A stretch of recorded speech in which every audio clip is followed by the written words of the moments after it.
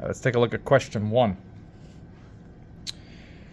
We have a proton beam in an accelerator, carries a current of 125 microamps. If the beam is incident on target, how many protons strike the target in a period of 23 seconds?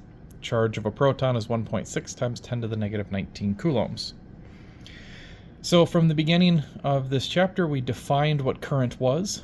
Current was the change in charge over the change in time, or coulombs per second. Right? It was charge moving through some type of a wire.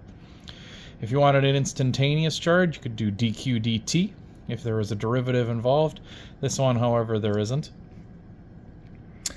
What we need here is the current, 125 times 10 to the negative 6, because it's micro, would be equal to the charge over the time, 23 seconds. Don't worry about that, I wrote that down wrong there.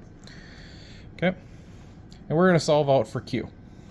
Okay, so I take 125, 10 to the negative 6 times 23, and it gives me a Q of 0.002875 coulombs.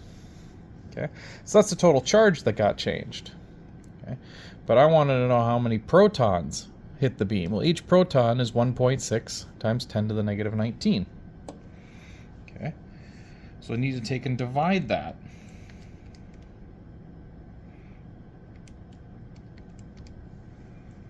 Okay, and if I take and I divide this number by 1.6 times 10 to the negative 19th for the charge on each electron, it'll tell me the number of electrons.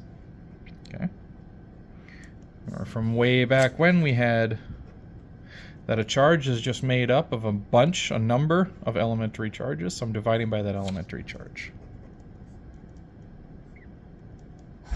You should get 1.8 times 10 to the 16th power.